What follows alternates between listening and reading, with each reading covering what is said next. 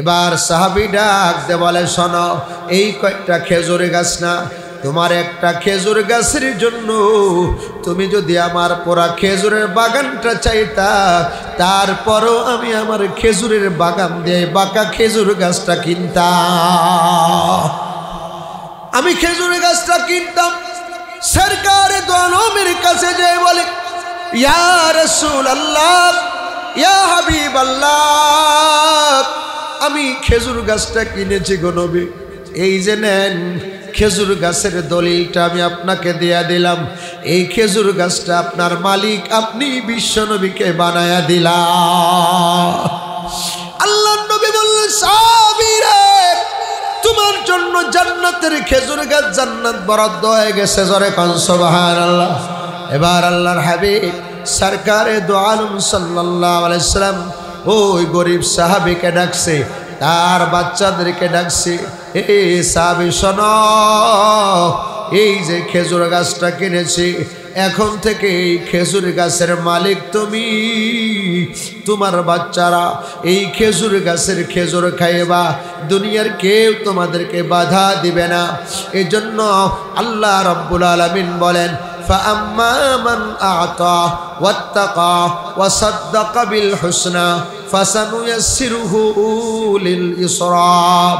এ সত্যজিৎপুর বাজারের মুসলমানেরা, এ আমার প্রাণ প্রিয় ইউনিয়নবাসী, আল্লাহু আকবার। কোরআনে কারিমে আল্লাহ রাব্বুল আলামিন অন্য জায়গায় বলেন, লান তানালুল বিররা হাত্তা তুনফিকু মিম্মা তুহিব্বুন।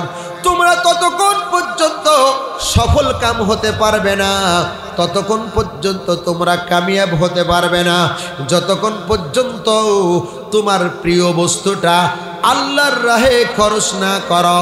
তুমি যদি তোমার প্রিয় বস্তুটা আল্লাহর রাহে খরচ করো, আল্লাহ রাব্বুল আলামিন তোমাদেরকে সফল কাম বানায় দিবে। জোরে কোন সুবহানাল্লাহ। তো আমি যে আয়াতে কারিমা আপনাদের খেদমতে পড়েছি সূরাতুল লাইলের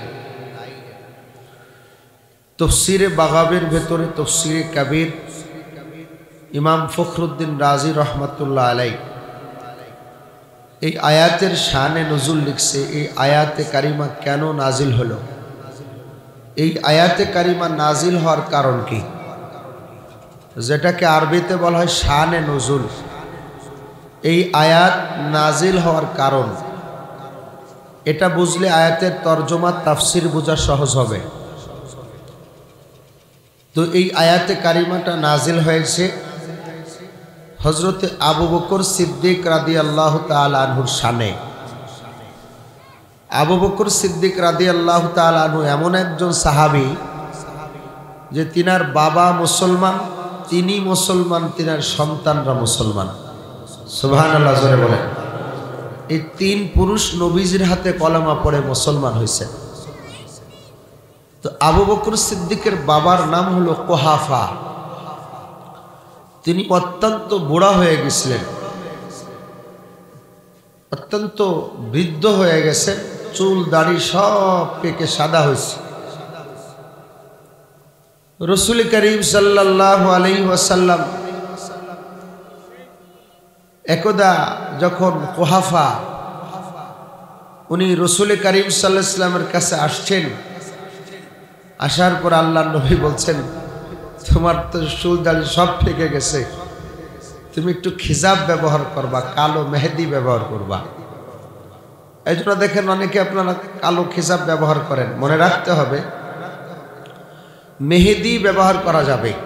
রাসূল সাল্লাল্লাহু আলাইহি ওয়াসাল্লাম নিজেও ব্যবহার করতেন, কিন্তু কালো খিজাব ব্যবহার করা বৈধ নয়। কালো খিজাব ব্যবহার করা কি নয়? বৈধ নয়।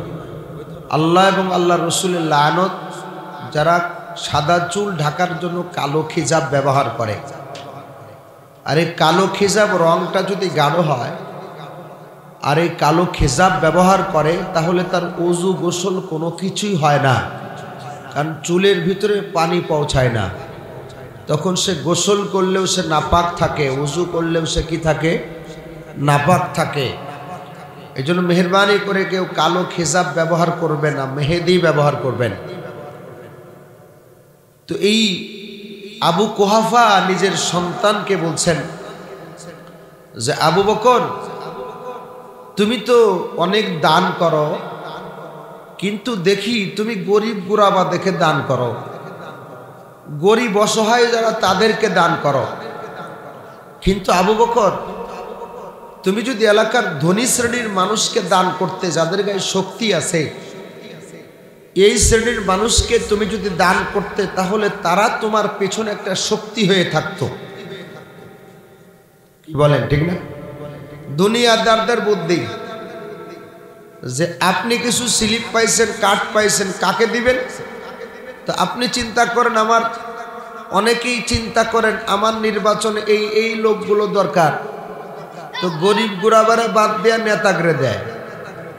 কথা কন, ঠিক না? নেতাগরে দেয় কেন? ওই নেতাগুলো তার দরকার, এই জন্য চিন্তা করে গরিব পাক অথবা না পাক আমার ওইটা বিষয় না, আমার পিছনে শক্তি দরকার, লাঠি দরকার। কথা কয় না? আমাকে অনেকে প্রশ্ন করে, হুজুর আপনি চেয়ারম্যান, ওই অমক অমক অমক অমকে কাঠ ফাইলাম, আমরা গরিবরা ফাইলাম না কে? তো আমি বললাম, আমি যে কাঠগুলো পাই আমি তো একা পাই না। কথা কয় না? এখানে 12 জন মেম্বার আছে, আবার দলীয়ভাবে তারা পায়, তো তারা যদি দেয় আমি কি তাদেরকে বাধা দিতে পারি? তো তারা বলবে আমি আমারটা যাকে মন চাই তাকে দে, আপনারটা গরিবরা দেন। তো আমি আমার দায়িত্বশীলদেরকে বলে রাখছি গরিবদেরকে দিতে হবে, কোনো ধনীকে দেওয়া যাবে না। কত গর্ভবতী কাট করি, আলহামদুলিল্লাহ আমি সর্বোচ্চ চেষ্টা করি যে গরিবদেরকে দেওয়ার জন্য চেষ্টা করি, আলহামদুলিল্লাহ বলেন। ভাইয়ের আমার, তো কুহাফা পরামর্শ দেয়, আবু বকর তুমি যদি বড় লোকরা দিতা বা একটু শক্তিশালী দিতে, তাইলে লাভ হইতো, তোমার পেছনে একটা শক্তি থাকতো। হযরতে আবু বকর বলে, আব্বাজান আমি আসলে দান সদকা যা করি, আমার পেছনে কার শক্তি থাকলো অথবা থাকলো না সেটা বিষয় নয়, আমি আমার আল্লাহকে রাজি খুশি করার জন্য দান করি। জোরে কন সুবহানাল্লাহ। কাকে রাজি খুশি করার জন্য? আমি আমার আল্লাহকে রাজি খুশি করার জন্য দান করি। সাথে সাথেই আল্লাহ তাআলা সূরাতুল লাইলের এই আয়াতগুলো নাজিল করে। জোরে কন সুবহানাল্লাহ। এবার আসুন আয়াতে কারিমার তরজমা শোনেন। ফাআম্মা মান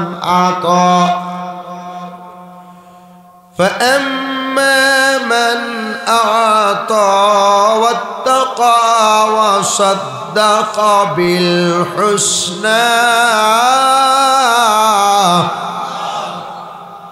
আল্লাহ রাব্বুল আলামিন বলেন, ফাআম্মা মান আতা, যে দান করে, মানুষকে কি করে? দান করে। আতা ওয়াত্তাকা, এবং যার ভিতরে ক্ষুধা ভীতি রয়েছে, যার ভিতর কি রয়েছে? আল্লাহ পাক রব্বুল আলামিনের ভয় রয়েছে। আল্লাহ পাক বেশ কিছু কসম খেয়ে এটা বলছেন, ওয়াসাদ্দাকা বিল হুসনা, এবং যে সত্যটাকে স্বীকৃতি দিয়েছে, সত্যটাকে স্বীকার করে নিয়েছে, এরপর আল্লাহ পাক তাদের পুরস্কার ঘোষণা করেছেন, ফাসানুয়াসিরুহু লিল ইউসরা।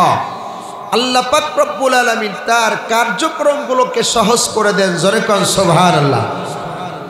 দুনিয়াতেও আল্লাহ পাক তার কাজকর্মগুলোকে সহজ করে দেন, আর আখিরাতেও তার জন্য আল্লাহ পাক জান্নাতকে সহজ করে দেন। জোরে কোন সুবহানাল্লাহ।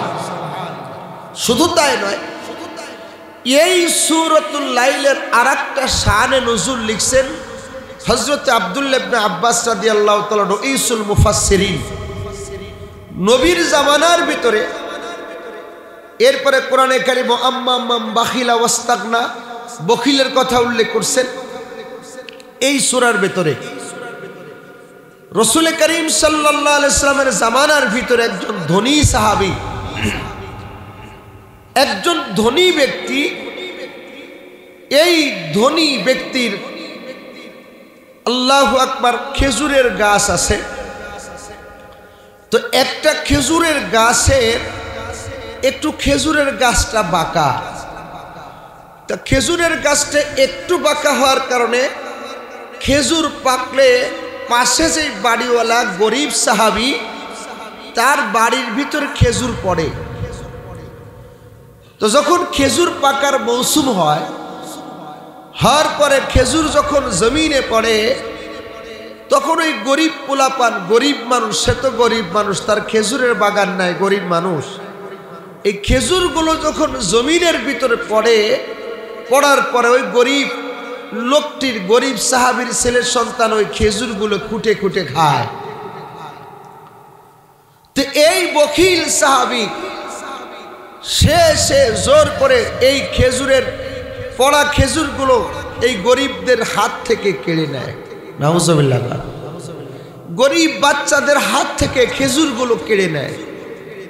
এমনকি এমনও ঘটনা ঘটছে, যখনই এমন হয়েছে যে ছোট্ট বাচ্চা তার খেজুরটা মুখে দিয়েছে, মুখে দেওয়ার সাথে সাথে সেই বখিল সাহাবী খেজুর দে, খেজুর দেয় না, জোর করে মুখের ভিতর আঙ্গুল ঢুকায় খেজুরটা বের করে ফেলে দেয়।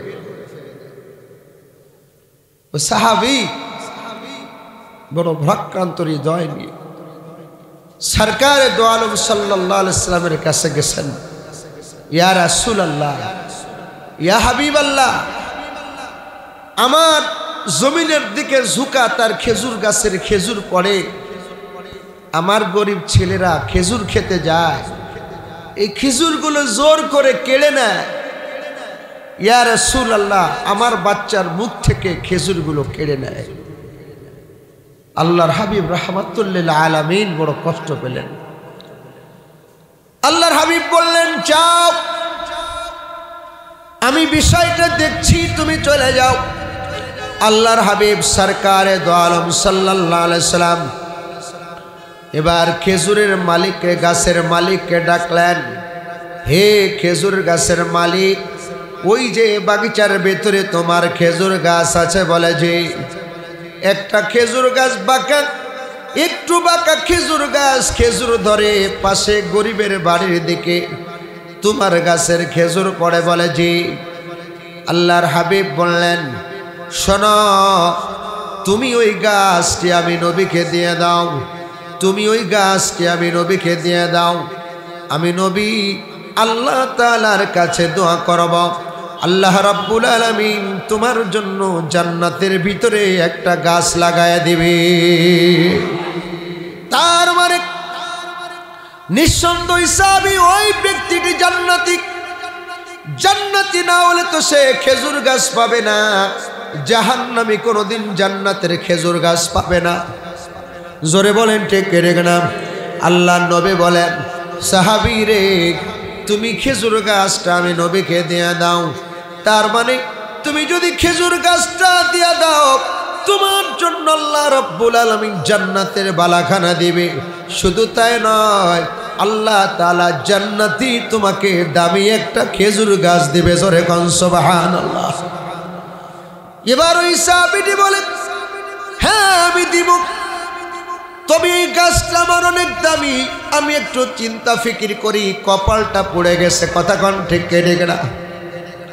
এই বক্তব্য অন্য একজন সাহাবী শুনেছে, তিনারও খেজুরের বাগিচা আছে। আল্লাহু আকবার, খেজুরের বাগিচা আছে। ওই সাহাবী নবীজির দরবার থেকে চলে যাওয়ার পরে পরবর্তী সাহাবী নবীজির কাছে গিয়ে বলে, নবীজি গো, ওই যে জান্নাতের গাছের কথা বলেছেন, জান্নাতের কথা বলেছেন, এই সুসংবাদ কি আমার জন্য আছে? আমি যদি ওই খেজুর গাছটা আপনি নবীজির খেদমতে এনে দিতে পারি, আমি কি জান্নাতের বালাখানা পাবো? আমি কি খেজুর গাছ পাবো? আল্লাহ নবী বললেন, হ্যাঁ, তুমিও যে জান্নাতের বালাখানা পাইবা, জান্নাতের খেজুর গাছ পাইবা। এই সাহাবী আর দেরি করে না, সাথে সাথে ওই সাহাবীর বাড়িতে চলে গেছে। ও সাহাবী ভাই শোনো, তোমার ওই বাঁকা খেজুর গাছটা বিক্রি করবা নাকি?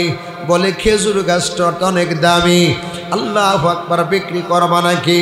বলে, হ্যাঁ বিক্রি করব, তবে ওই খেজুর গাছের বিনিময় একটা দুইটা নয়, বহু খেজুর গাছ আমাকে দিতে হবে। 15-20টা খেজুর গাছ আমাকে দিতে হবে। সাথে সাথেই সাহাবী বলল, এটা কি বেশি হয়ে যায় না? বলে না, এর থেকে কমে হলে আমি খেজুর গাছ দেব না। এবার ওই সাহাবী বলে, তোমার কথা সত্য তো বলো, অবশ্য আমার কথা সত্য, একটু মিথ্যা নয়। এবার সাহাবী বলে, তাহলে তোমার সাক্ষীকে ডাকো, পরবর্তীতে যেন তুমি অস্বীকার করতে না পারো। এবার তার গ্রামের অন্য গণ্যমান্য ব্যক্তিবর্গকে ডেকেছেন। ডাকার পরে বলে, হ্যাঁ, আমি এই কয়টা খেজুর গাছের বিনিময়ে আমি এই খেজুর গাছগুলো বিক্রি করলাম।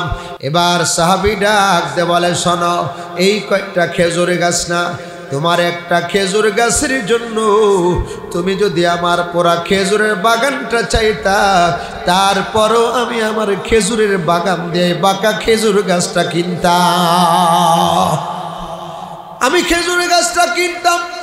সরকারে দো আলমের কাছে যেয়ে বলে, ইয়া রাসূলুল্লাহ, ইয়া হাবিবাল্লাহ, আমি খেজুর গাছটা কিনেছি গো নবী, এই যে নেন খেজুর গাছের দলিলটা আমি আপনাকে দিয়ে দিলাম। এই খেজুর গাছটা আপনার মালিক, আপনি বিশ্বনবীকে বানায়া দিলাম। আল্লাহর নবী বললেন, সাহাবী রে, তোমার জন্য জান্নাতের খেজুর গাছ জান্নাত বরাদ্দ হয়ে গেছে, জোরে কোন সুবহানাল্লাহ। এবার আল্লাহর হাবিব সরকারে দো আলম সাল্লাল্লাহু আলাইহি সাল্লাম ওই গরিব সাহাবীকে ডাকছে, তার বাচ্চাদেরকে ডাকছে, এ সাহাবী শোনো, এই যে খেজুর গাছটা কিনেছি, এখন থেকে এই খেজুর গাছের মালিক তুমি, তোমার বাচ্চারা এই খেজুর গাছের খেজুর খাইবা, দুনিয়ার কেউ তোমাদেরকে বাধা দিবে না। এজন্য আল্লাহ রাব্বুল আলামিন বলেন, فأما من أعطى واتقى وصدق بالحسنى فسنيسره لليسرى। এ সত্যজিৎপুর বাজারের মুসলমানেরা, এ আমার প্রাণ প্রিয় ইউনিয়নবাসী, আল্লাহু আকবার। কোরআনে কারিমে আল্লাহ রাব্বুল আলামিন অন্য জায়গায় বলেন, লান তানালুল বিররা হাত্তা তুনফিকু মিম্মা তুহিব্বুন। তোমরা ততক্ষণ পর্যন্ত সফল কাম হতে পারবে না, ততক্ষণ পর্যন্ত তোমরা কামিয়াব হতে পারবে না, যতক্ষণ পর্যন্ত তোমার প্রিয় বস্তুটা আল্লাহর রাহে খরচ না করো। তুমি যদি তোমার প্রিয় বস্তুটা আল্লাহর রাহে খরচ করো, আল্লাহ রাব্বুল আলামিন তোমাদেরকে সফল কাম বানায় দিবে, জোরে কোন সুবহানাল্লাহ। ভাইরা আমার, দোস্ত বাবারা, দান সদকা করলে কত নেকি। এই যে আল্লাহর ঘর মসজিদ, এই মসজিদটা একসময় ছোট ছিল, দোতলা ছিল না, আল্লাহর বান্দারা বাহিরে নামাজ পড়তো। এখন দোতলা হয়ে গেছে, দোতলাও জায়গা হয় না, 3 তলা হয়ে গেছে, তারপরেও আল্লাহর বান্দাদের জায়গা হয় না। 3 তলার এমন অনেক কাজ বাকি আছে। আমাকে হিসাব দেওয়া হলো, কমপক্ষে 10 লক্ষ টাকা কাজ, এখনো 10 লক্ষ টাকার কাজ বাকি আছে।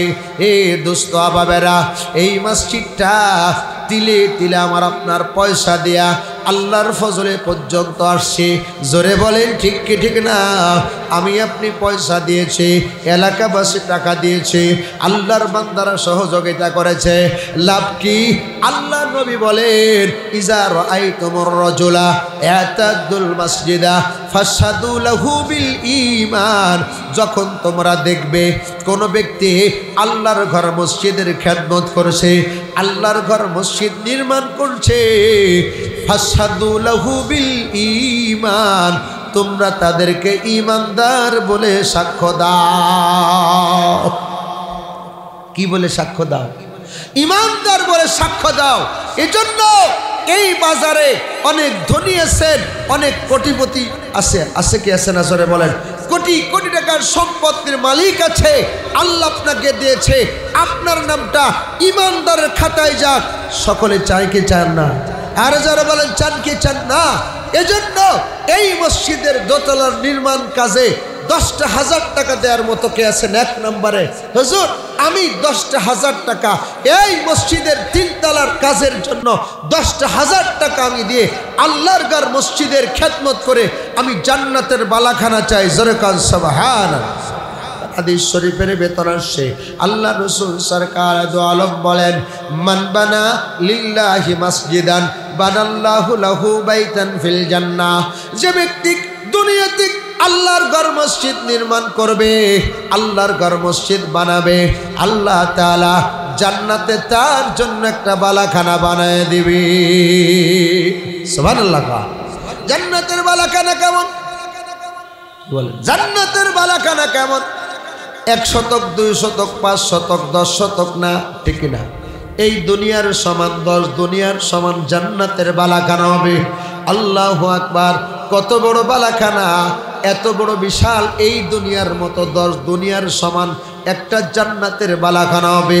এই পৃথিবীতে প্রায় 300টা রাষ্ট্র আছে। সুবহানাল্লাহ। এই 300টা মতো রাষ্ট্রের এই পৃথিবীতে আল্লাহু আকবার 10 দুনিয়ার সমান এটা হলো একটা দুনিয়া, আর একটা দুনিয়া, আর একটা দুনিয়া, আর একটা দুনিয়া। এই বিশাল জান্নাতের বালাখানা দিবে। জান্নাতের বালাখানা কেমন হবে? আল্লাহর নবী বলেন, লাবানাতুম মিন ফিজ্জাতিন লাবানাতুম মিন যাবিন। একটা ইট হবে স্বর্ণের, আর একটা ইট হবে রৌপ্যের। আল্লাহু আকবার। মিসকাম্বার গাতনি হবে। জান্নাতের ভিতরে দুধের নহর, শরাবান তাহুরা নহর, সুমিষ্ট পানির নহর, মধুর নহর হবে। আল্লাহু আকবার। সেই জান্নাতের বালাখানা যারা আল্লাহর ঘর মসজিদ বানাবে, সাহায্য করবে, তাদের নামে লিখে দিবে। জোরে কান্না সুবহানাল্লাহ। আর একটু জোরে কান্না সুবহানাল্লাহ।